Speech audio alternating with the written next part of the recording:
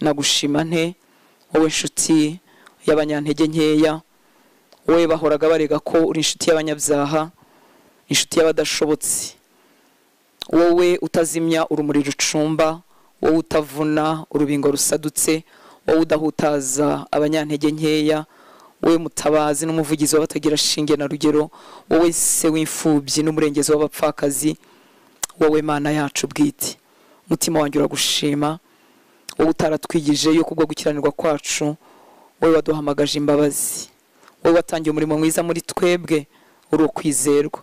Hari umunsi uzatumurikira data tudafite ikizinga, waradutunganyije, waratuboneje. Ndagushimira urwo rukundo ntabasha kuvuga nkuko ruri, ndagushimira izo mbabazi tutaramenya kuririmba nkuko zingana.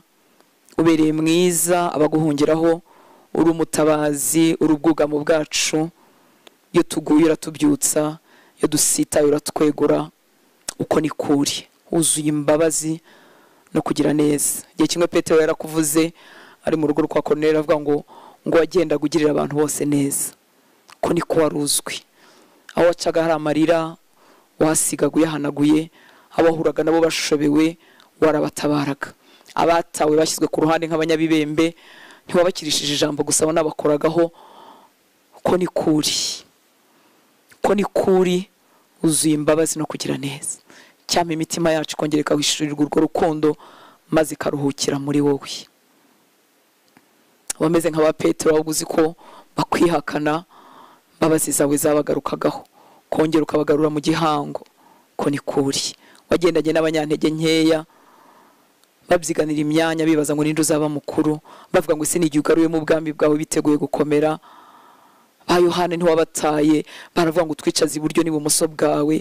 Imbabazi zawe ziraturenga mwami w'abamutandukanye n'abanyamadini. Uri Imana, uri urukundo, uri imbabazi, uri kugira neza kugenda. Ndakwinginze ngo ukore ku maso yacu, twigira imbere mu kukumenya maze turuhuke. Nta kintu wahereye abantu kubarushya, uzakoreraga abantu byose byari ukubaruhura, ariko abantu bakanga bakaruha. Wari warabahaye isabato ngo bayiruhukeho, ngamiya zabo ziruhuke, inka zihinga ziruhuka, abagaragu baruhuke, ariko ntibamenye icyo kiruhuko. Uje wowe mwami w'isabato, barakomeza bararuha, birabavuna, bibabera. Hayi mwami wanjye we, twigishe kuruhukira muri wowe, twigishe kuruhukira muri wowe, twigishe kuruhukira muri wowe. Imbabazi zawe zari zaraguteye kubabwira ngo nibubake imidugudu y'ubuhungiro muri buri mujyi aho batuye hose, kugira ngo wakoze icyaha atakitumye yirukanka ahunge batamwica. Imbabazi zawe nuko ziri, zikiza umunyabyaha, zikiza udakwiriye, zikiza udashobotse. Imbabazi zawe ntizigira akagero. Uri ubuhungiro, uri ubwugamo bw'ukuri, uri umutabazi. Mwami turasaba kubaho kwawe ngo wariraga ahozwe, warushobewe aruhuke. Turasenze mwami kugira ngo kugira neza kwawe guca imbere y'ubuzima bw'umuhungu wawe n'umukobwa wawe, maze bakumenye baruhukire muri wowe. Maze abakumenye twongere twigira imbere mu kukumenya, tugere mu bindi byumba by'ubwiru bw'umutima wawe nyagora ku ngoma. Turushaho kwakira iryo humure, turushaho gukomerera muri wowe. Uruhanga rwacu rukomere, amaboko yacu akomere, tugukorere tuguwe neza, tugukurikire turi mu kiruhuko mwami w'abami. Urakoze kuri, urakoze kutari inkuru, utari ibihimbano. Twarakubonye mu buzima bwacu, twavuga nka Yohana ngo twiboneye ntoki zacu zikamukoraho. Twaramubonye, twagendanye nawe, yari ijambo ritanga ubugingo. Natwe twarakubonye nturi ibihuha, twarakubonye udukiza ibyaha, twarakubonye uduha amahoro, twarakubonye udutabara, twarakubonye udushyira hejuru y'ibihe, twarakubonye utumirikana imisozi tutari gushobora kurenga, twarakubonye mu bibaya by'umwijima, twarakubonye hafi y'urupfu, twarakubonye mwami. Uri muzima, urafatika. Ibyo bidutera kugaruka aho uri, twuzuye ubushizi bw'amanga, twuzuye kuvuga kuri uwo kwizerwa, kuko utabeshya, ntabwo ubeshya. Uri umunyakuri, uri umunyakuri mu gihe tubyumva twabisobanukiwe, uri umunyakuri mu byo tutumva tutazi n'impamvu yabyo, ariko uri uwo kwizerwa. Ndagushimira rero ku bahungu n'abakobwa wateje inzara n'inyota yo kwicara ngo twigishwe nawe. Nukuri nushimirwe ko ufite abahungu ku isi yose, ufite abakobwa ku isi yose. Turabona ibyaha bigwiriye mu Rwanda, ariko ufite abantu, ufite abakobwa bagukunda, ufite abahungu bagukunda. ufite abarimo kugukurikira mu mbaraga bafite, mu bushobozi bafite, ni wowe priorite y'ubuzima bwabo. Turagushimira ko bafite mwami, turagushimira abo wateje umutima wo kugukunda n'imitima itaryarya, turagushimira abarimo gushaka bakaba bataramenya uko bigenda ariko bagushaka. Turagushimira mwami w'abami, turagushimira abakwihebeye, turagushimira ingabo ufite muri kino gihugu, abatwara ubutumwa hirya no hino, ababaye mukuri, abigomwe byinshi kubw'icyubahiro cy'izina ryawe. Turagushimira ko bafite mwami, urabafite abo tuzi, urabafite abo tutazi, urabafite mu ndimi zose, mu moko yose, urabafite isi yuzuye ibyaha, isi yuzuye gukiranirwa, isi yuzuye ububi. Uracyafite abahungu n'abakobwa, imitima yacu iguwe neza. Ufite umuryango w'abana b'Imana, ufite umuryango w'abakunzi bawe, ufite umuryango w'abo wasesekajemo rwa rukundo rwawe. Ufite umuryango, ufite abahungu n'abakobwa, urimo urabatunganya, urimo urababoneza kugira ngo uzabamurikire data muri bya birori bikuru. Urakoze mwami w'abami, urakoze kubw'urwo rukundo, urakoze kubw'izo mbabazi wangiriye. Nanjye umunyabyaha rw'imbi ngahinduka umwana wawe. Warakoze kwandika amazina yanjye mu gitabo cy'ubugingo. Warambwiye mu ijambo ryawe ngo dufite mu kiganza cyawe ngo nta muntu n'umwe wabasha kutuvovonoramo. Mbega ubuntu, mbega grace, mbega privilege, mbega amahirwe, mbega umugisha. Mwami ndakwinginze ngume kuvuga ibyawe uko bikwiriye, umare mu ibyanjye bitagira umumaro, unyuzuza ibyawe byakiza umuntu, byatera umutima gukomerera mu ntambwe zo kugukurikira. Urakoze mwami mwiza, unyigishanye n'ubwoko bwawe, ni mu izina rya Yesu dusenze, amen. Haleluya.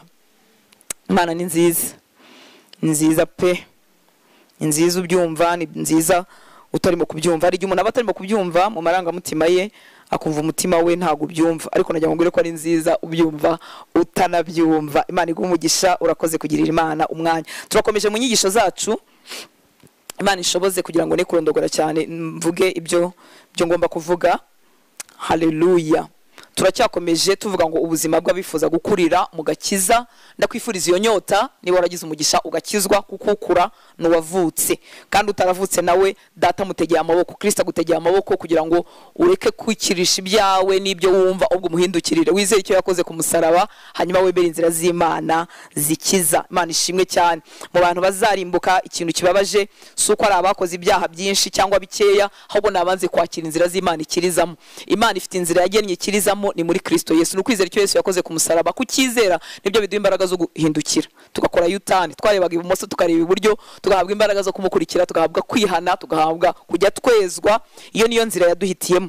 Bibiliya rero ibyita ubupfu cyangwa fori cyangwa foolishness, ngo yahisemo kudukirisha fori de la prédication, kuko ari fori rero ku bwenge bwacu akenshi abantu ntibabyakira. Icyo rero kizatera abantu kurimbuka kuko banze kwakira ibyo bintu byoroheje. Umuntu akavuga ati ubwo si ibyo bintu byakiza gute? Yego byakiza, kuko umuremyi w'ijuru n'isi wakubumbye mu nda ya mama wawe nibyo yahisemo kugukirisha. Icyampa ukabyizera, kandi mu gihe utarabyizera ntukime amatwi ubutumwa bwiza. Ukeneye kuzura umwuka wera, ukeneye kugwiza imbaraga z'Imana, ukeneye kumenya ibyo tuvuga ko atari inkuru, nyine babimenyera mu butumwa bwiza. Ntukabwimwa amatwi yawe, ujye ubwumva.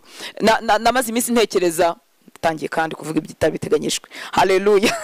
Namaze iminsi ntekereza ku buzima bwa Petero, uburyo ku munsi wa Pentekote Petero amaze kuzura umwuka wera. Nusoma urasanga uburyo yamanukuye ibyanditswe, akavuga amakuru, agaturuka hepfo kwa Abrahamu n'abandi agakomeza. Nubona Stefano nanone barimo bamutera amabuye, uzabona uburyo yavuze ibyanditswe, akavuga. Biriya bintu ntago babimenye ku munsi wa Pentekote, bategereje kuzuzura umwuka wera, bari barimo biga ibyanditswe, bari barimo bakurikira Yesu. Ndakwinginze rero, aho ngaho niho imbaraga z'Imana zigaragarira.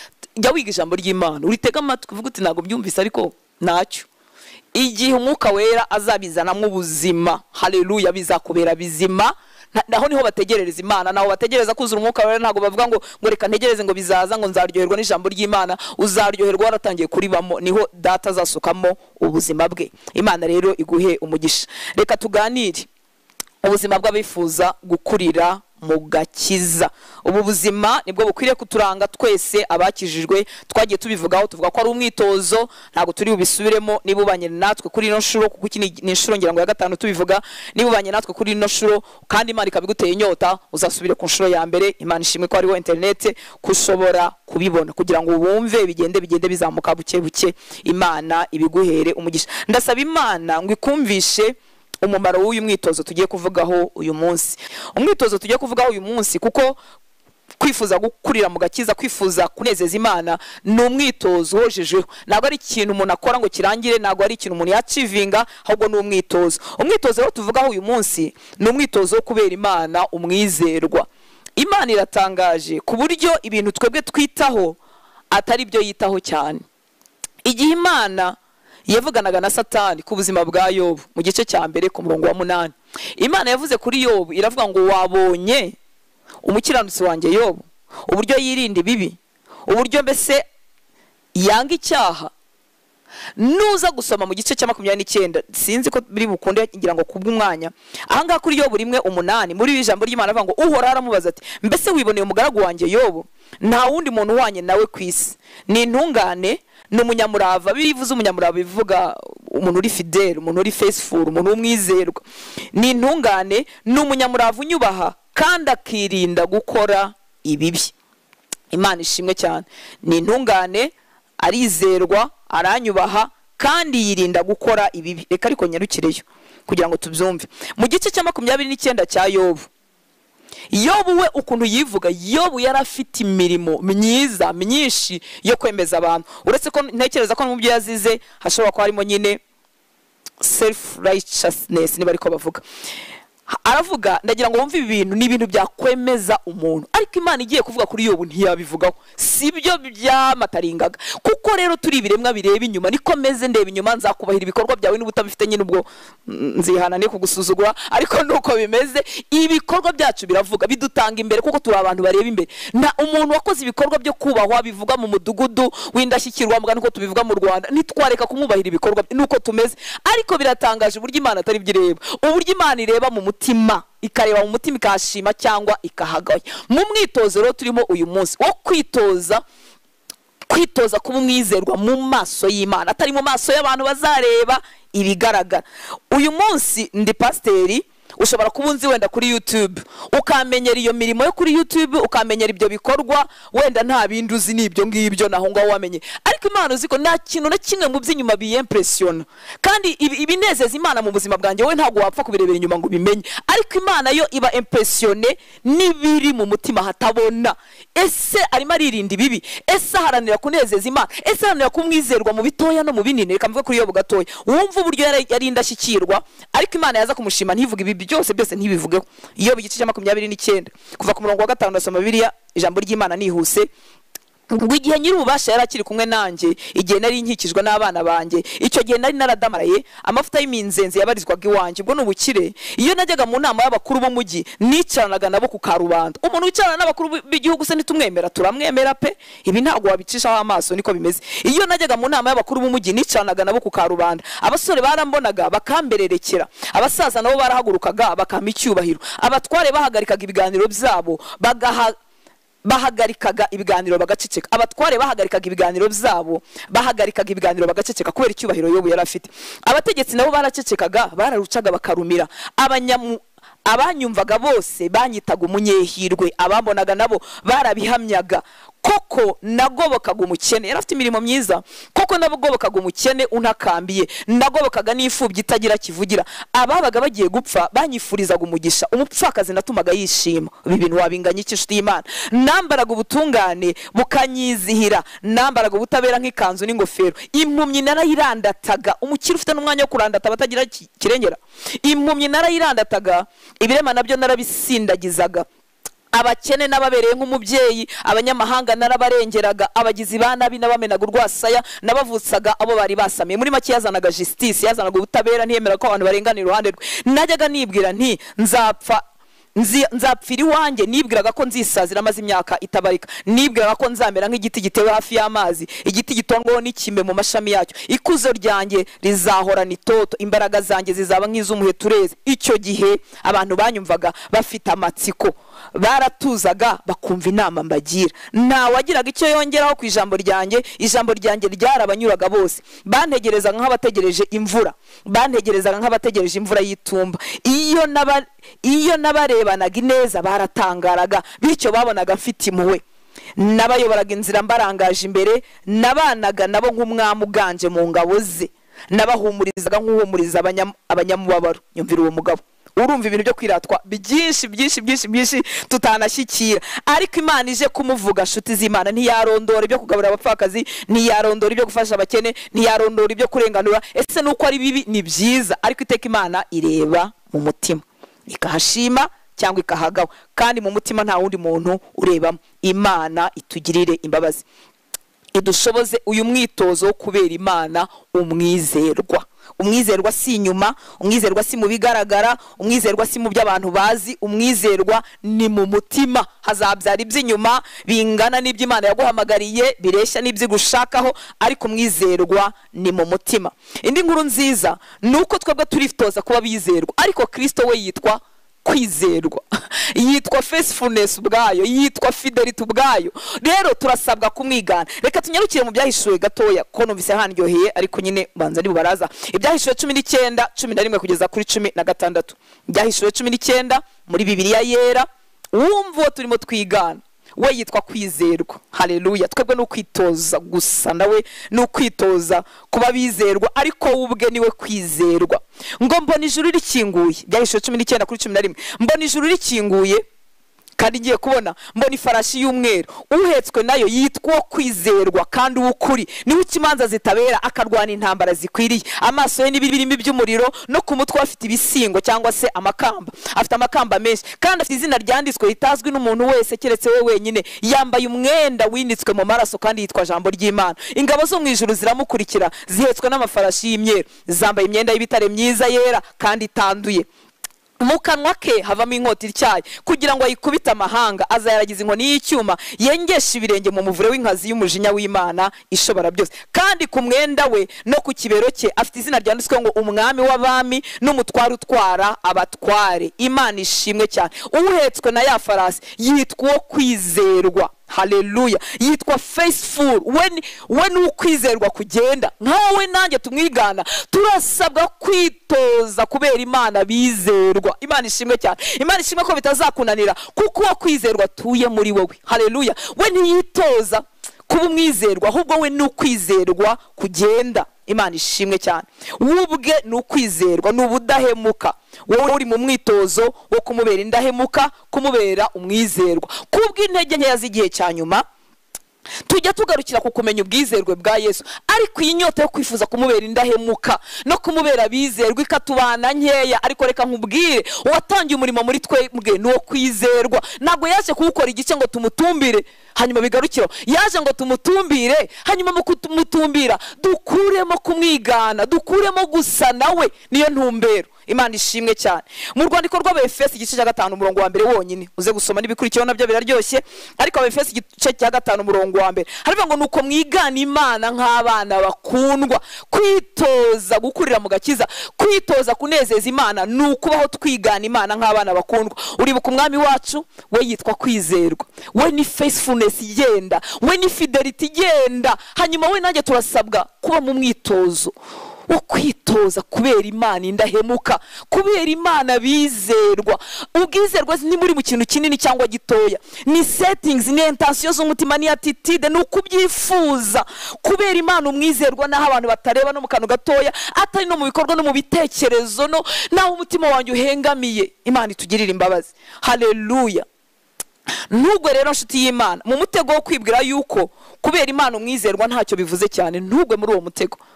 Ntugwe mu mutego wo kwibwira yuko kubera Imana umwizerwa ntacyo bivuze. Birakivuze. Niba Imana ibirondora mu kiganiro na Satani ikamubwira ngo wamubonye Yobu, umugabo w'indahemuka, wirinde bibi, abigendera kure, wamubonye. Ngo amaso y'Imana agenda ku isi ashaka mwene abo bantu. Imana ishimwe cyane. Niki cyaduhaye kwemerwa n'Imana? Ni amaraso ya Kristo ni koko, ariko muri abo bemewe n'Imana hari ibindi bizatuma noneho tuyibera uwo kwizerwa kubw'imbabazi zayo. Imana ishimwe cyane. Haleluya. Tugiye rero kwigana Imana, ubigambire mu mutima wawe kwigana Imana mu mwitozo, kwigana Kristo mu mwitozo wo kubera Data umwizerwa. Ibyahishuwe igice cya 17 umurongo wa 14 niho dushingira uyu mwitozo wacu uyu munsi. Ibyahishuwe 17 umurongo wa 14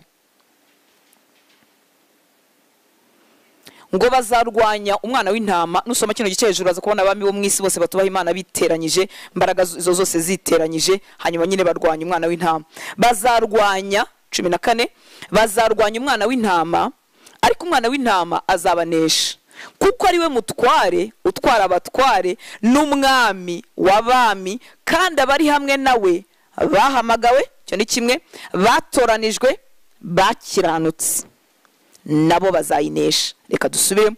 Bazarwanya abo bami bose bo kwisi batubaha Imana, basunitswemo na Satani, bahaye imbaraga zabo yanzoka na wa muhanuzi w'ibinyoma n'ibindi byose. Ntabwo byo ari byo tugiye kujyamo, ndashaka kano gahera gusa. Ngo bazarwanya umwana w'intama, ariko umwana w'intama azabanesha, kuko ari we mutware utwara abatware n'umwami w'abami, kandi abari hamwe nawe afite ingabo z'abigishwa be ziri kumwe nawe. Umva abo ngabo rero baribo. Ngo kandi abari hamwe nawe barahamagawe, baratoranijwe, barakiranutse, nabo bazayinesha. Imana ishimwe cyane. Mu Cyongereza baravuga ngo bari ngo and they that are with him are called, chosen and faithful. Reka niba muri Bibiliya ijambo ry'Imana ngo bazarwanya umwana w'intama, ariko azabatsinda, kuko ari we mutegetsi ugenga abategetsi, akaba n'umwami ugenga abami. Azabatsinda afatanije nabo, wowe nanjye yahamagaye, akabatoranya, bakamubaho indahemuka. Turi kuri aka gatatu. Guhamagarwa kwawe nta ruhare wabigizemo, habe mbabazi z'Imana. Yaradutoranyije kubw'imbabazi ze, ariko kumubaho indahemuka nubwo tubishobozwa n'Umwuka Wera, ariko duca muri test, duca mu bipimo, duca mu bizamini. Hanyuma bamwe bakaba muri aba indahemuka, abandi bakaba mu bananiwe no mu bahemutse. Imana itugirire imbabazi kandi duhe kubyumva. Haleluya.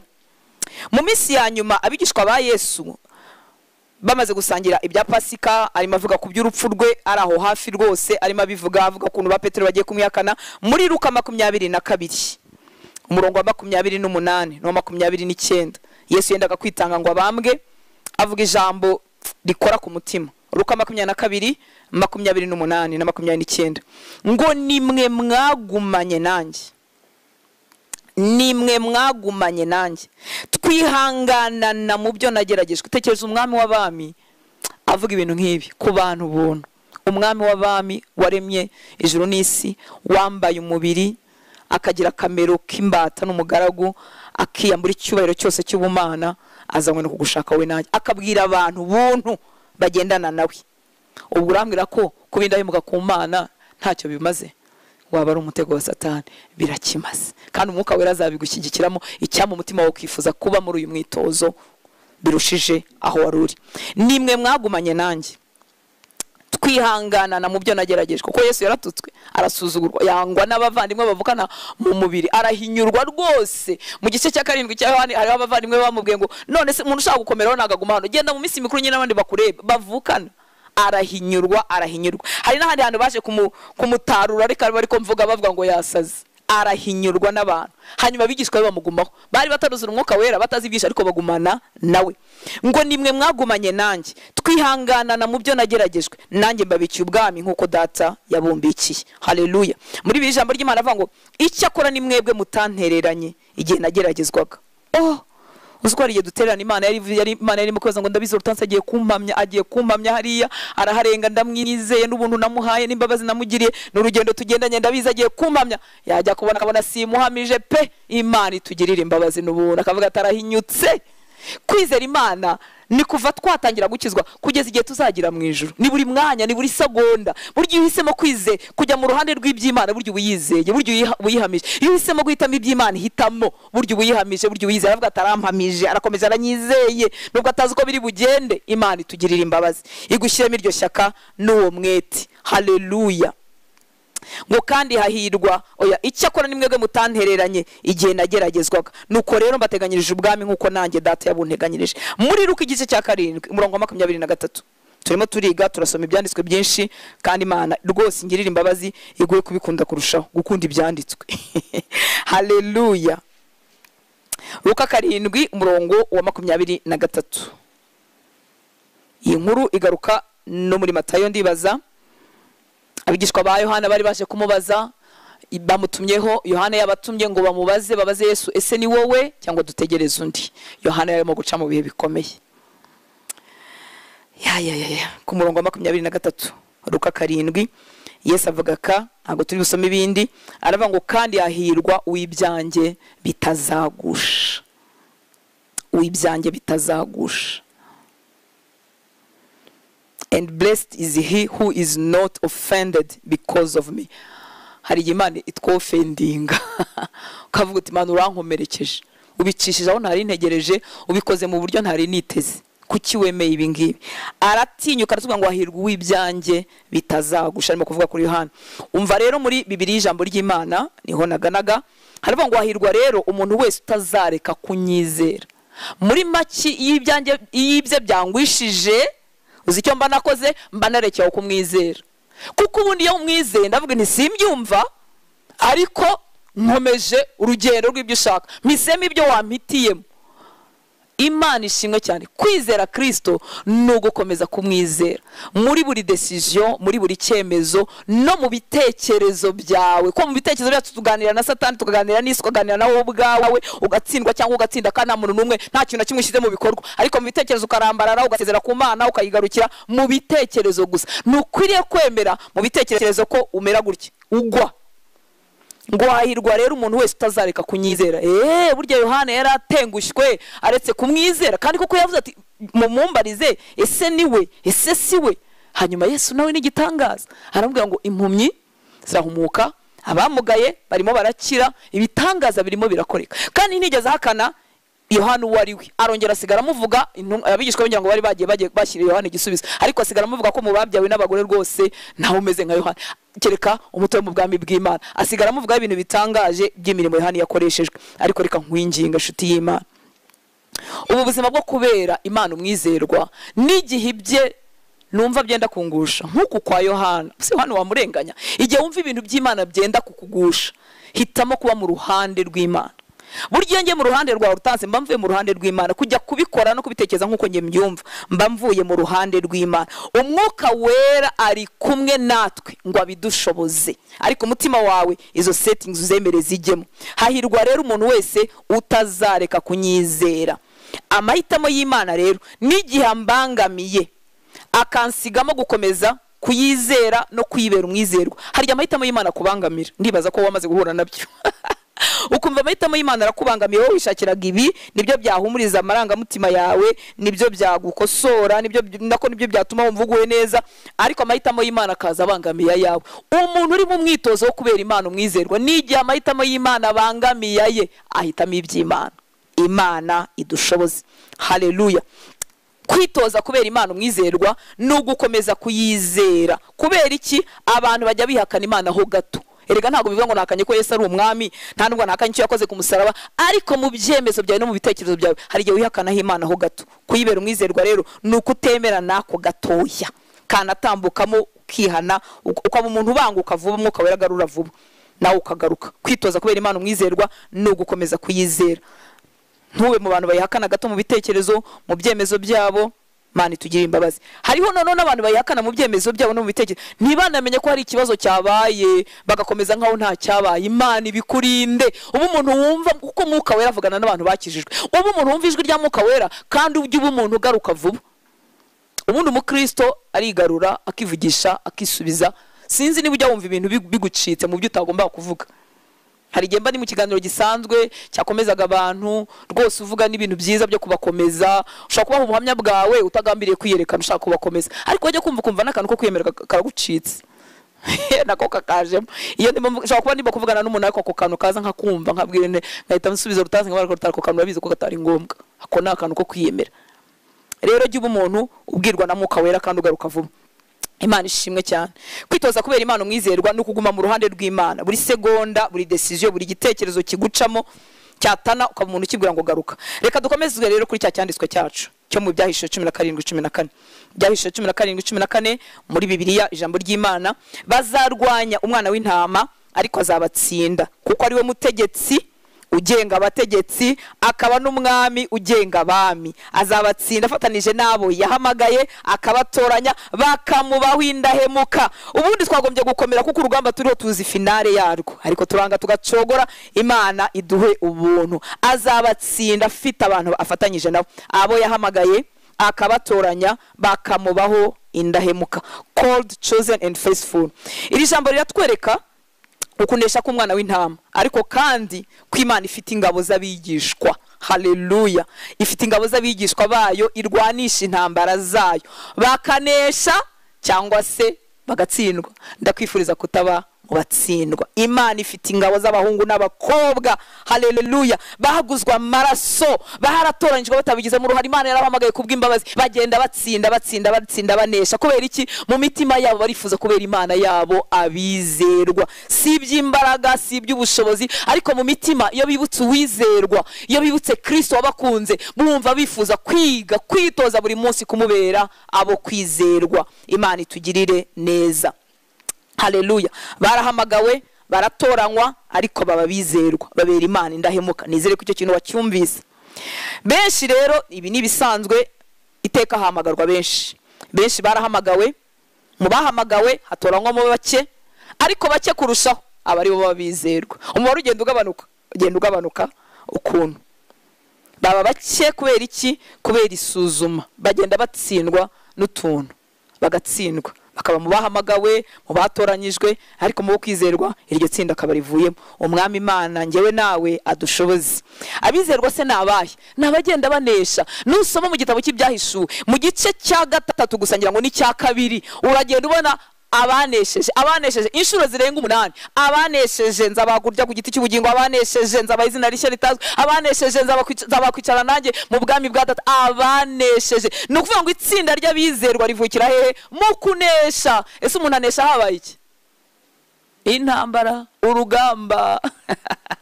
Nago tunesha mu minsi mikuru, nago tunesha mu birori, tunesha havutse urugamba, havutse intambara, havutse ibintu birimo biza kutubuza gukomeza urugendo. Abanesheje nibwo bamenye. Nuvuga ngo victoire za iteka iyo habaye urugamba. Abizerwa rero naho bakomoka nabagenda banesha, bakavuga ngo Mana misemo kukwizera. Mana ishimwe cyane. Haleluya. Nabigishwa ba Kristo nago bemewe n'Imana gusa kubera Kristo. Mwibuka ko twemerwa n'Imana kubera Kristo. Kubera Kristo utabigize mu ruhare, aba bantu nabigishwa ba Kristo, ariko ntibemewe n'Imana gusa, ahubwo irabatestinga.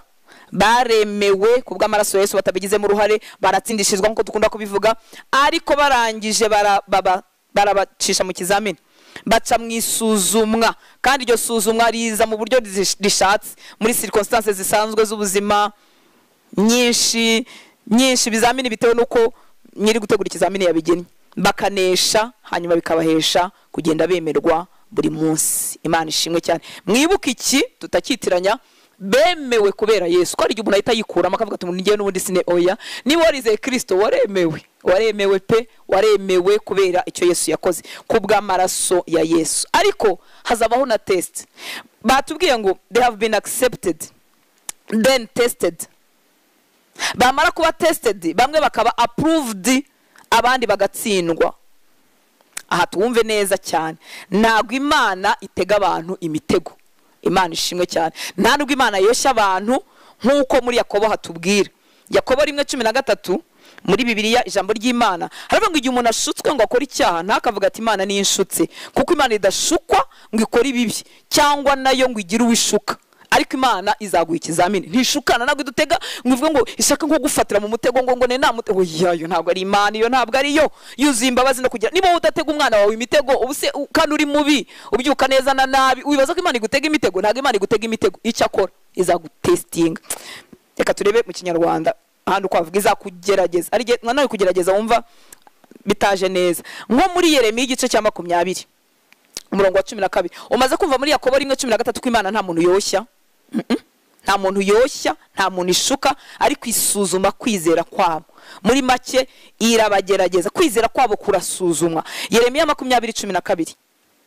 Kandi Imana ntabwo idukopeza ngo ikubwire ngo iki kintu rero ngo ugiye ngo iki ni ikizamini.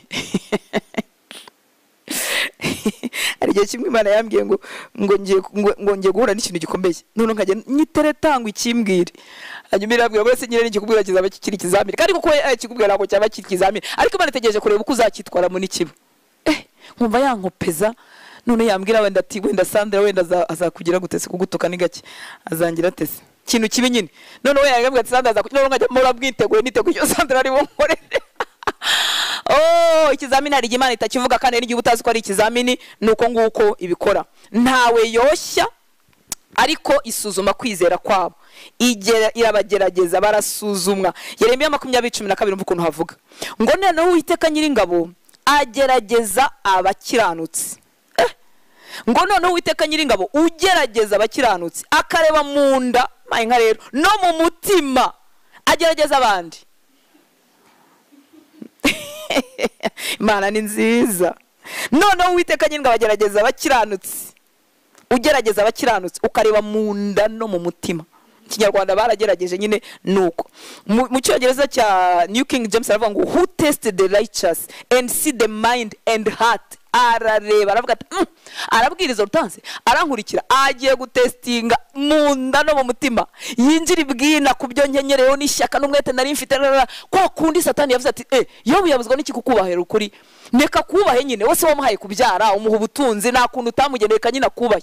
Imana iravuga ngo ndabizi ko Yobu atanyubahira ibyo namuhaye. Haleluya, Imana ishimwe, kuko icyo Yesu yakoze kirahagije kumukurikira, ataraduha n'ibindi. Yesu yaduhereye ibintu ubuntu bwinshi bwinshi, aduha kubyara, aduha gushaka, aduha amagara mazima, aduhera ubuntu inanga ku isi, ariko ibyo ni ubuntu kuko ari iby'ubuntu. Rero anabyigenga, yashatse kubihamagara bihamagara, ashaka kubidutiza akabidutiza. Yesu muracyakundanye. Haleluya, uzatsinda teste kubw'ubuntu bw'Imana, ariko umutima wawe icyo ashaka no kugira izo settings zo kuvuga ngo Mana shoboza kukubera umwizerwa, shoboza kukubera umwizerwa, mpa gutsinda iki kizamini, shoboza kukubera uyu mwitozo. Kandi inkuru nziza nuko umwitozo wo kuba umwizerwa ntago tuba ku bipimo bimwe. Umwana utangiye kwitoza kudakora susu muri ntuza ye, naryo byitunga ikibyo bambara muri yego muri pampa. Umwana w'ububebe nimba wenda afite umwaka simbizi, arimo aritoza kutikoraho umwanda muri pampa. Ikintu umubyeyi amutegerejeho nuko nimva bije yirukanka akajya handi bamweretse poye akicara. Ubwo nibwo bwizerwa cyane bamutegerejeho. Ntago umubyeyi amutegerejeho kumutuma umugati kuri butike, ntabyo amutegereje ko si kigero cye. Narwo amutegereje ngo arebe ngo muri stock ngo menye ko ibintu byashize, si kigero cye. Imana y'imbabazi n'ubuntu yashoye muri wowe n'igihe mumaranye n'urugendo, iby'umubebe ntibingana n'iby'umwaka nk'umwana w'imyaka 18. Icyakora bibabaza buri mubyeyi wese kugira umwana mukuru ukora pipi ku buriri, bibabaza buri mubyeyi kandi ababisengera ngo Imana ibimukize. Bibabaza buri mubyeyi wese kubona umwana w'imyaka 18 utazi gutandukanya icyiza n'ikibi, utamenya kwibrosa, utamenya gukaraba, utamenya kumenya ko ari igihe cy'amashuri, kubera ko imyaka afite haraho yagombye kubageza. Rero nagira ngo bikumara impungenge, urimo ntambwe za mbere z'agakiza, nagusabwa kureshya no bimazemo iminsi, ariko urasabwa gukura ku kigero cyawe. Niba ari kutikoraho susu nyine urasabwa kurenga aho ngaho. Niba ari ukumenya ngo iyo bagiye kuryama barabrosa, naho ngaho ugeze, hanyuma kugeza igihe uzagenda mu zindi nshingano n'umubano wawe na so. Imana ishimwe cyane, karagaciyemo ngo none Uwiteka Nyiringabo ugerageza abakiranutsi, ukareba mu nda no mu mutima. Ugerageza abakiranutsi ukareba mu nda no mu mutima. Muribuka ko itadutega imitego. Imana ntitemptinga umuntu, ntabwo imwoshya, ntishukwa n'ikibi nticyohesha abantu, ariko kandi igerageza umukiranutsi ikareba mu nda no mu mutima. Haleluya, kugira ngo ajye muri rya tsinda rikurikiyeho by'abizerwa. Ntago ari kubw'ingora n'ibyago, oya, kugira ngo ube mu b'Umwami Imana arwanisha, muri rya tsinda rirwanana n'Umwami w'abami. Haleluya. Mu Bacamanza igice cya 2 21 kugeza kuri 23, reka wumve icyabaye kuri aba bantu. Abacamanza 2 21 kugeza kuri 23.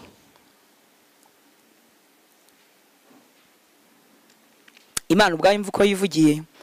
Abacamanza 2:21 kugeza kuri 23 ngo nanjye sinzongera kwirukana imbere yabo irindi shyanga ryose mu yasigaye Yosuwa amaze gupfa, ngo kugira ngo 22 kugira ngo Abisiraheli mbageragereshe ayo mahanga, ndebe ko bakomeza kugendera mu nzira z'Uwiteka nk'uko basekuruza bazigenderagamo, cyangwa ko bakwanga.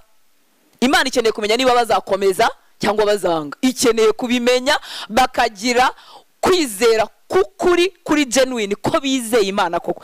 Imana ubwayo ibigambirira nkana, yabona kuntu bagenda bayobagurika ngo kugira ngo Abisiraheli nanjye sinzongera kwirukana imbere yabo irindi shyanga ryose mu yasiga Yosuwa amaze gupfa, nta na rimwe rizahava. Mbikoreye iki njye Uwiteka ngo kugira ngo Abisiraheli mbageragereshe ayo mahanga, ndebe ko bakomeza kugendera. Uwiteka akeneye kugendera mu nzira ze kuzageza ku iherezo ry'urugendo. Nagari ibintu by'agahararo tuzabwirwa n'iki so hara Imana n'uwabaye committed kuri we. Ibihe bizatwerekana, ibihe bizatugosora, ibihe bizatunanaga hirya no hino. Imana ishimwe cyane ngo kugira ngo Abisiraheli mbageragereshe ayo mahanga, ndebe ko bakomeza kugendera mu nzira z'Uwiteka nk'uko basekuruza bazigenderagamo, cyangwa ko bakwanga, kuko no kwanga biba biriho, biba bihari. Imana ishimwe cyane. So that through them I may test Israel, simundamenya kwisoma, I may test Israel whether they will keep the ways of the Lord to walk in them as their fathers kept them or not. Imana ikeneye kubireba ngo nicyo cyatumye Uwiteka asigaza ayo mahanga ntayirukane vuba. Imana iduha ubuntu twebwe abantu Imana yashyize ibintu imbere yacu ikanga kubyirukana vuba. Yesu atugirira ubuntu, burya yarashoboye kubyirukana vuba, ariko se character yawe yaba forme gute? Wasa na Kristo gute? Wamenya gute gukunda umuntu utagukundiye? Wazabyigira he? Wazigira he kwihangana? Wazigira he gushiramo umujinya n'amahane, ukayatera, ukazamura amazuru, ukarakara, byose ukabikora kugeza igihe bidakorera no kuvuga tureka rero buno ntuzi. Imana tuyihaye icyubahiro ngo nicyo cyatumye Uwiteka asigaza ayo mahanga ntayirukane vuba, kandi ntayagabize Yosuwa. Yashobora kuyagabiza Yosuwa akayamaraho paf, ariko Imana ibasigaza nkana ngo irebe. Uzwi Imana yicara ikareba ikavuga reka turebe Rutasi wagiye guhamya, agiye kwirwanaho nkawe, agiye kumpamya, agiye gukomeza kunyizera.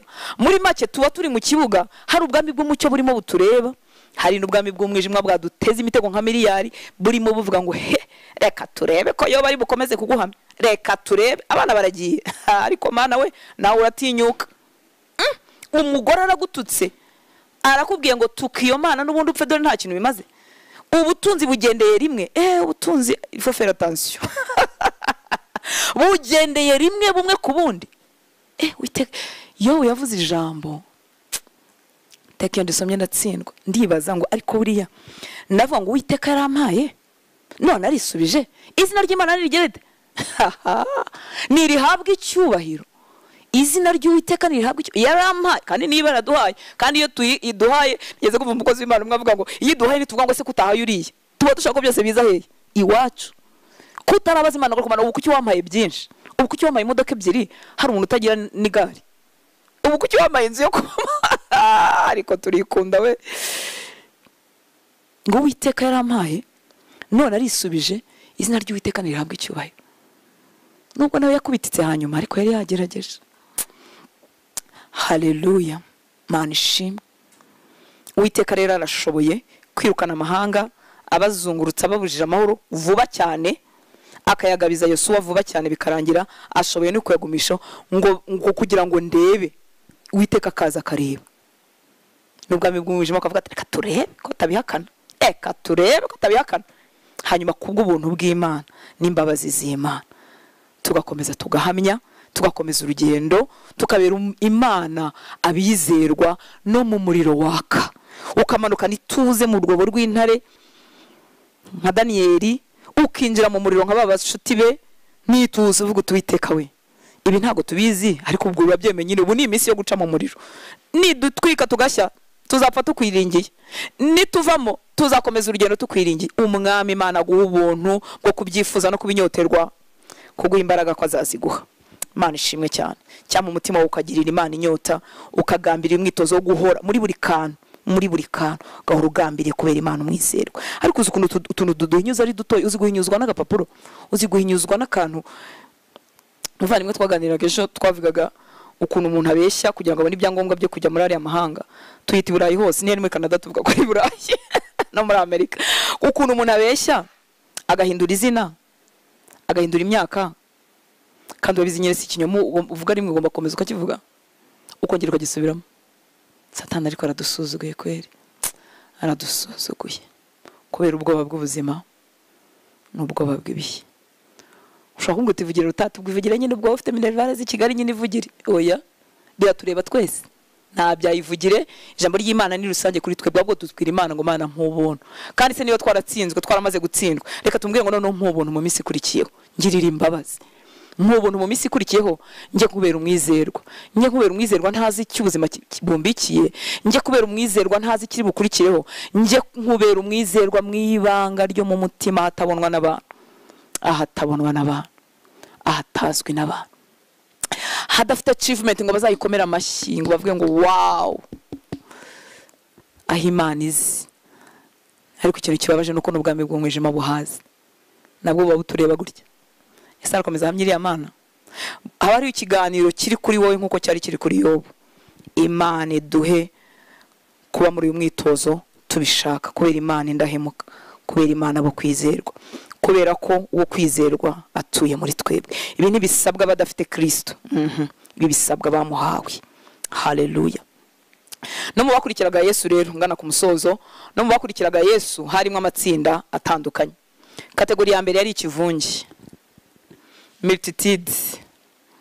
Muri Matayo 19:2 ngo abantu benshi baramukurikira, abakiriza benshi, abakiriza abantu, abagaburira bashonje, abagaburira bapfusha, barabakiza, abantu benshi baramukurikira. Iki kivunge turimo cyabitwa abakristo ni ikivunge kinini. Dukurikira Yesu kubera ibyo dukorera, teste zitaraza ngo zigende zituyungurura zituvangura. Abantu benshi bari mu nsengero, abantu benshi basa nk'abavuga ubutumwa bwiza, abantu benshi baramukurikira, nawe akabakiza. Ariko Yesu ni umunyembabazi, ujye wumviza imbabazi ze akabakiza. Mu kivunge akenshi abenshi n'abadakomeza, ariko ntibimubuza kubakiza. Erega Yesu atandukanye natwe. Ngewe namaze kumenya ko icyo nshaka aho atari cyo turimo, ubwo nyine najya nkugendera kuri. Ariko Yesu ni umutunzi w'imbabazi. Muri cya kivunge cyinshi cyari kimukurikiye, ngo bamaze iminsi bumva ubutumwa bwiza, bumva ubutumwa yabigishaga, bashonje bananiwe, ba Petero bamwe sezerera abantu banagende, dore n'iki giterane cyaranatinze, basezera baravuga ati hoya, bagiye bagwa mu nzira, inzara yabica. Kandi ubwo cyari kivunge, abona bamwemeye n'abatamwemeye, n'abazanywe n'imigati, aravuga ngo ntago twabasezerera batariye, arabicaza. Ahandi arabareba, abagirira imbabazi, ngo emi de compassion, ngo abona bameze nk'intama zitagira umwungeri. Uwo ni Yesu. Niyo mpamvu dukwiriye kwihangana tugasaba umwuka w'Imana akaduha kumubera bizerwa, kuko izo mbabazi ze uwazimenye wese yifuza kumubera umwizerwa. Nicyo kizakubwira ko atangiye gusogongera ku mbabazi ze. Uwo ngo utarasezereye ikivunge ngo kigende cyicwe n'inzara, uwo ngo waruzi biri mu mitima y'abantu byose, ariko akabagumanira imbabazi. Iyo tumenye twebwe gatoya mu mitima y'abantu ibintu biracika, ariko umunyembabazi ni gute wabaho utifuza kumubera umwizerwa? N'imbabazi zitangaje yatugiriye, n'urukundo rutagira akagero yadukunze. Ikivunge rero niyo kategori ya mbere, kandi mu kivunge akenshi abenshi n'abadakomeza. Muri Yohana igice cya 6 babandi batangiye bahereye ubwo basubira inyuma maze kubabwira ibyo kurya umubiri we n'amaraso ye. Yohana 6:66 kugeza kuri 69. Yohana 6, Yohana ubutumwa bwiza 6:66 kugeza kuri 69. Ngo benshi mu bigishwa be bahera ubwo basubira inyuma, barorera kugendana nawe. Uyu murongo urababaje kuko abantu basubiye inyuma nabaki abigishwa. Nta muntu w'umwigishwa umunsi umwe. Umwigishwa ni umuntu umaze iminsi agendana n'umwigisha. Imana iduha ubuntu n'imbabazi zo kwifuza kwibera indahemuka. Muri kandi twasomye hejuru muri Luka hatubwiye ngo nimwe mwagumanye nanjye, twihanganana mu byo nageragejwe byose. Haleluya. Aba basubiye inyuma Bibiliya ntijya yibeshya, biswe abigishwa. Bari bamaze iminsi bamwigiraho, bagendana. Nta mwigishwa uvuka umunsi umwe n'uwo gufana, umunsi umwe n'uwo byashyushye, ariko umwigishwa hari akagenda bakoze, hari time abamaranye n'umwigisha we. Ngo benshi mu bigishwa bahera ubwo basubira inyuma, barorera kugendana nawe. Ikintu kibabaje ahangaha nuko barabigishwa. ngo Yesu abaza abigishwa be 12 ahindukirira ikivunge gikurikiye nako tsinda rikurikiyeho rya 12 ngo Yesu abaza abigishwa be 12 ati kandi namwe murashaka kugenda none urambwira ko Imana idashaka kutubera bizerwa burya ijwi ryawe ribarimbaza ngo nawe urashaka kugenda urashaka kurekera kubera ibi kubayo kubera ko umwanzi yagusabye unsezereye aha ngaha abo wakomeje n'ibyo wakomeje n'ubwami bw'Imana urimo wubaka umubese ugarukiye aha Imana iduhubona ngo Yesu abaza abigishwa be 12 ati kandi namwe murashaka kugenda mbega bagiye ko ari benshi Imana iguhubona bwo kugaruka ugaruke mu byo data yakugeneye ugaruke mu by'Imana yaguhamagariye mubwire ngo nyambika imbaraga nk'ubuntu bwawe nyegura twongere tugende erega n'ubundi si kubw'imbaraga zacu n'amaboko yacu ngo Yesu abaza abigishwa be 12 ati kandi namwe murashaka kugenda yagiye ko nabona ikivunge kiri kubuye kiragiye baravati ibyo ntago byashoboka ibyo kurya umubiri we n'amaraso yese reka ariko wowe urinda ugisha impaka umuremyi w'ijuru n'isi ijambo ry'Imana tuvuga ngo ikibumbano kikabaza umubumbyi ngo uragira uti arigiye tubwira Imana uragira uti aho kumujyango bamubwira ati bidusobanurire bitwigishe umubiri wawe bawurya bate amaraso yawe bayanywa bate ko ibyo bintu tutabyumvise kuko Imana ntigigira ikibazo cy'ibintu tutumvise oya kwibwira ngo binyigishe bimenye ariko ibyo kubura ngo ngo ibyo ntago byashoboka rero ngo ngo turagiye nyine ngo yo Simoni Petero aramusubiza ati databuja twajya kuri nde ko ari ufite amagambo y'ubugingo buhoraho natwe tukaba twizeye tuzi yuko uri Kristo uwera w'Imana Imana ishimwe cyane nubwo Petero nawe hari igihe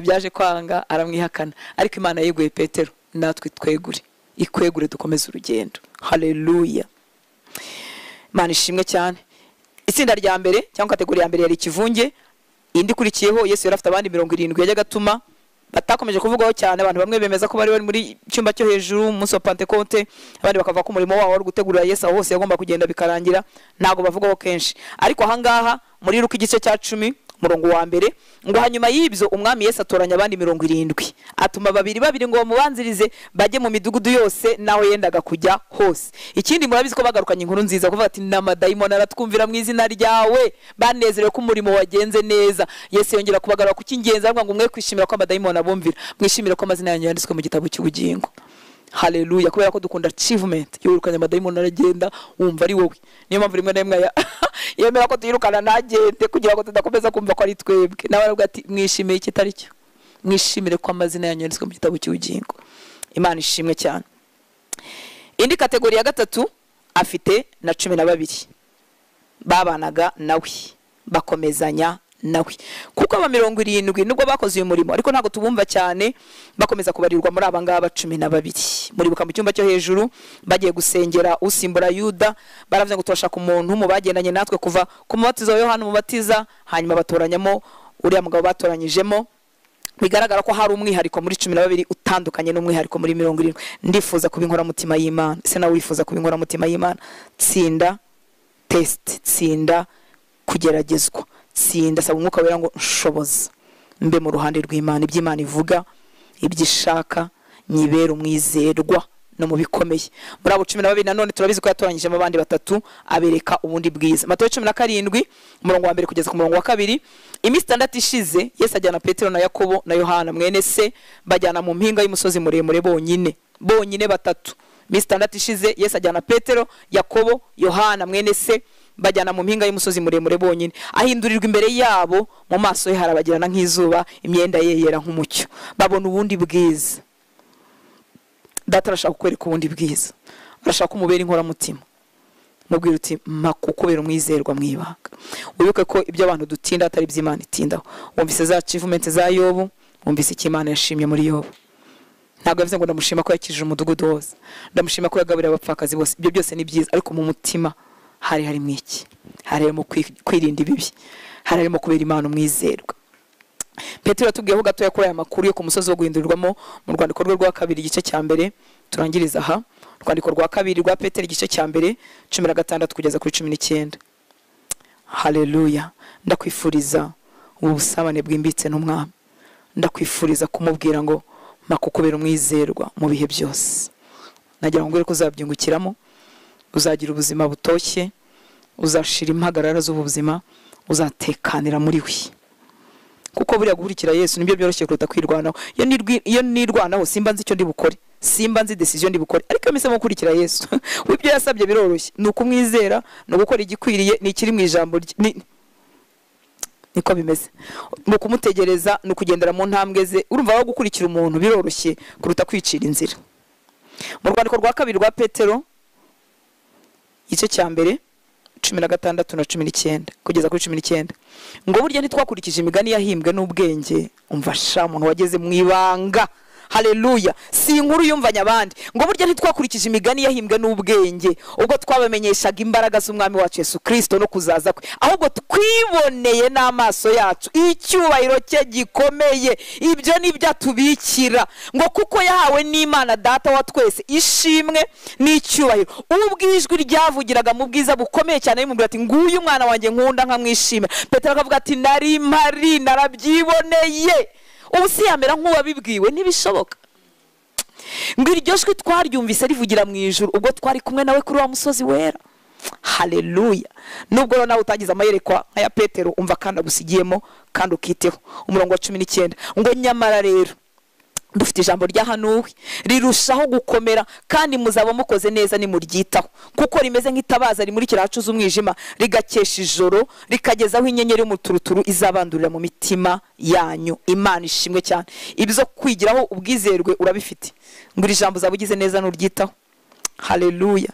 Ngo nyamara rero dufite ijambo ryahanuwe rirushaho gukomera. Muri make amaze kuvuga amayerekwa y'igitangaza, ariko aravuga ati nyamara dufite ijambo ryahanuwe rirushaho gukomera, uzabugize neza nuryitaho. Uzabugize neza niwita ku by'Imana yavuze. Uzabugize neza nubishyira mu mutima wawe wose. Uzabugize neza nutangira kubijyamo, ntuzahuhera nawe ukurikizaho, ariko ngwino wicare ku birenge by'umwami mubwire uti nyigisha, ndifuza kuba mu nkora mutima zawe, ndifuza kukubera umwizerwa. Isi zagutanta, isi zagupima, isi zakugerageza, isi zaguserva ibintu kuri plateau. Decision yawe ariyo ikenewe. Urabirya ntubirya, urabifata ntubifata, urabyemera ntubyemera. Kandi kutabyemera niko kuzaba kubangamiye kamere yawe. Kamere yawe izaba kubyemera ari amahoro. Umuntu azakubwira akantu gato ariko sikora ibintu byoroheje, ko ari ugusinya gusa, ko ari bigutwaye iki, ko ari ukwemera gusa. Yesu yadukunze rwinshi rukabije. Umutima wawe wifuze kumubera umwizerwa. Ntabwo ubwizerwa bwawe bupasa inapersi mu maso y'Imana. Imana imenya ibyo twigomwe kubwo kuyubahisha. Irabireba ikabibona. Mu maso y'abantu byatakaza agaciro, nawe ubwawe wakumva warahagorewe, kuko iyo ufata ya offer bizari kuzana igisubizo wenda cyako kanya, byari kugukiza mu marangamutima ukigomeka ukirwanaho kuva amarangamutima nawe uri umuntu w'umugabo kumva ufite ijambo. Iby'Imana bigasa nkaho bitaje ako kanya, ariko amaso y'Imana bakukuba kiranutse. Imana irareba, kitegereza, ikapuva, ikavivura. Mu bantu bakora mu office manini n'ibigo binini, iyo hagiye gusohoka ibintu bikomeye simbizi by'amafaranga cyangwa ni decision komeye, ntago bica ku muntu umwe. Bamwe barabitegura, abandi bakabiverifia, hakashobora kuza amasinyatira ngaho yo kwa approve. Umwe akaapprove n'undi akaapprove, ikintu uko gikomeye kigatambuka. Data aratureba, twarahamagawe, yaradutoranyije tutabigize mu ruhare, ariko turi mu minsi yo kuba tested, ngo turebe ko arebe ko tumubera indahemuka. Iyo mbaye indahemuka mu kintu nkamubera umwizerwa, mishyirwaho ikimenyetso approved, nemewe kubw'amaraso ya Yesu. Mwe kubyitiranya, twemewe kubw'amaraso ya Yesu, ariko nyuma ya test runaka Imana ishyiraho approved. Imana yigeze kubikora ku musaza Abraham. Imusaba umwana w'ikinege, irabimwibutsa byiza bisubiramo, irambwira ngo nzanira umwana wawe w'ikinege ukunda, umompe umuntambire. Muzehe arabyuka atwara umwana w'urugendo rw'iminsi 3 aragenda ku musozi w'Imoriya. Ahabwa iminsi yo kubitekerezaho no kwisubiraho no kumva niba atasaze, ariko arakomeza kuko yarazi ijwi ry'Imana ye. Yarazi ko atari ibintu by'ibinyoma, yari yumvise Imana ye, baravuganye kuva kera bava iwabo muri Uriya Bakarudaya. Arakomeza ntiyavuga atari ko Imana ibyo bintu none uzanye nibiki, se ubundi ko watuje gutamba ibitambo by'abantu, se ubundi ibyo nibiki, se ubundi ibyo nibiki. arakomeza umunsi wa mbere aragenda n'inkwi n'abagaragu aragenda umwana ati se data ko nta gitambo dufite mbona umuriro mbona inkwi arakomeza kumvira Imana n'ugukomeza ntago ari ibintu bya rimwe na rimwe Imana irangije iravuga ngo approve ishyiraho ikimenyetso amaze kumushyiraho yenda kumwica ngo yarize mu mutima we niko mu Baroma batubwira ngo ko Imana ibasha kuzura n'abapfuye avuga kuzuka tarabibona nta hana bizi ariko yizera ngo Imana ibasha no kuza yarazi ko umwana wapfuye ariko akabazi ko n'Imana ishobora no kumugarura mbega kubera Imana indahemuka ngo Imana iravuga ngo none ndirahiye approve nuko nyine Imana yirahira kavuga ati ubwo atambutse hari none ndirahiye Abraham we menye kunkunda no kuguha umugisha nzaguha umugisha ntabwo kuba Imana koye kuzapasa inaperisi mu maso y'Imana ntabwo Imana izabyirengagiza kuko iryo jwi ritavuga ngo turyumve ariko hari ikiba nyuma ya buri test hari ikiba hari ubundi bwiza hari kuba inkoramutima y'Imana Imana igushoboze ishyira iryo shyaka mu mutima wawe ntukururwe na achievement ni ubusa mu maso y'Imana kuko abantu bo kwisi batubaha Imana ko bacivinze ibintu ko bakoze ibintu kandi batubaha Imana natwe abubaha Imana ntukangwe na achievement uyu munsi Imana impaye amafaranga nkagaburira Kigali yose ishonje nishyura ababyeyi babuze minervare bose nkabishyura minervare kandi Imana irakazibaha kubura uko umuntu ajyana umwana ku ishuri birababaza Imana irakaguha minervare ujyanira abana mu ishuri Imana irakaguha uburyo n'ubushobozi ariko Imana impaye amafaranga nkabikora ibyo byose ariko yagireba mu mutima wanjye igasanga arimo navuga ngo ngiye rutase mva ndamenyekanye pe mva ndamamaye pe imva ibikorwa byanjye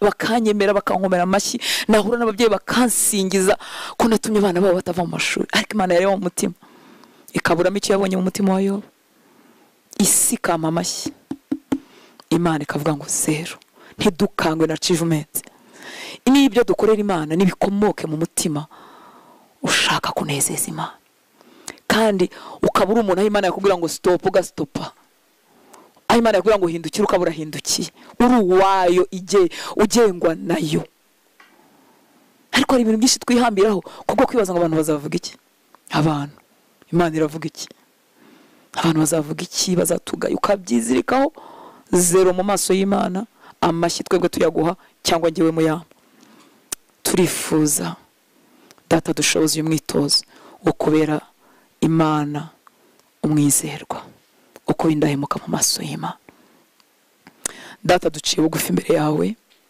twaraguhinyuye si rimwe si kabiri inshuro nyinshi wampanze amaso usanga ibyo waruntezeho si ibyo mbonyeho tugusabye imbabazi aho rutegereje ko tuguhamya mu ibanga ry'umutima tekerezo bigatana bikajya kure tukiyuzura tugashaka kwemeza abantu tugusabye imbabazi aho rutegereje ko ndi buguhamye marangamutima yanjye akaba menshi kurusha iki ijambo ryawe rivuga umujinya n'uburakari n'ibindi byose bikazamuka tugusabye imbabazi aho isi yagize ibyiduha ikabiduserva tugafata ibyisi duhaye kandi ijambo ryawe ryari rivuganye n'imitima yacu tugusabye imbabazi uri Imana y'amahirwe ya kenshi wowe utararetse Petero ukamwegura natwe twegure kubw'imbabazi zawe ndifuza kukubera umwizerwa umutima wanjye urabishaka pe ngwiriza iyo nyota yigwiriza abera tuyihuriyeho kubw'imbabazi zawe turifuza kukubera bizerwa turifuza kunezeza umutima wawe dushoboze uyu mwitozo waraduhamagaye uraduteranya ariko mu burwanana nabo kurwanye imbere y'abamarayika tuguhamye imbere y'ingabo z'umwijima tuguhamye abantu batareba tuguhamye Mwami dukize ikintu cyose isi yatwizingiritijeho gituma tutakubera bizerwa dukize umuntu wa kera ubyukira muri twebwe no kwifuza kwe umudukize Mwami udukize gukunda gushimwa n'abantu ubidukize utugirire imbabazi twifuze kunezeza wowe turagushimye rero ko iteka yohereje ijambo ryawe urikoresha rikatubohora rikadukiza rikaduhuza n'icyo waritumye gukora reka Mwami w'abami twimuke twigira imbere twigire imbere dukomeze kuba muri aba bantu bifuza gukurira mu gakiza. Uyu mwitozo wo kubera umwizerwa mu gatoya no mu kanini ubu dushoboze buri munsi. Byo ntekereza nibuke kubireba, byo ngambirira nibuke kubireba, maze ngira imbaraga zo kubera umwizerwa. Ibyo shyira mu bikorwa abantu bahari cyangwa badahari, ushoboze kukubera umwizerwa mu gatoya no mu kanini. Mpindura kubw'imbabazi zawe, unyuzuze umwuka wawe wera kugira ngo ashoboze, uwuzuza abahungu bawe n'abakobwa bawe kugira ngo adushoboze. Ndagushimira ko watubwiye ko uzabikorera muri twebwe. Ndagushimira ko utigeze udusiga twenyine, waduhaye umufasha, waduhaye n'ubuntu butubyarira imbaraga zo gushobora ibyo tutari bushobore mu mategeko. Urakoze papa, umugisha abana bawe, washyizemo inzara n'inyota, bagire neza, subize gusenga kuri mundi y'imitima yabo, ubabere igisubizo. Baho ubuntu, ubaha imbaraga zo gutambuka ibihe imbere y'ibyo byari bibakomereye mwami. Cisha kugira neza kwawe imbere y'ubuzima bwabo. Abari mu guca mu butayu, ubahe Imana nyagahora ku ngoma, wongere ubarinde kuko warinze ubwoko bwawe, bw'imyambaro ntiyabasaziyeho, inkweto zabo ntizabacikiyeho, ntibaburiye amazi no mu butayu. Uwiteka we, uratuzi kuruta uko undi muntu yatumenya, kandi uradukunda urukundo rw'igitangaza. Reka ineza yawe uduhe kuyibona, ahubwo amaso yacu adahabwa kuyibona, ariko ndakwinginze ngo umwana wawe urimo guca mu bihe bigoye umuha amaso yo kubona ineza yawe, umuha umutima wo kwakira ubuntu bwawe, kugira ngo urwo rugendo arugendanemo nawe kuzageza ku iherezo ryarwo. Urakoze, tukugaruriye icyubahiro, ni mu izina rya Yesu dusenze, amen. Mwami abaho umugisha, murakoze kuba mu ijambo ry'Imana, mugire ijoro ryiza. Dukomeza ya gahunda yo gusenga kuwa gatatu mu gitondo muri Nibature no mu mugoroba saa 11 za mu gitondo no mugoroba saa 12 n'igice. Mugire umugoroba mwiza.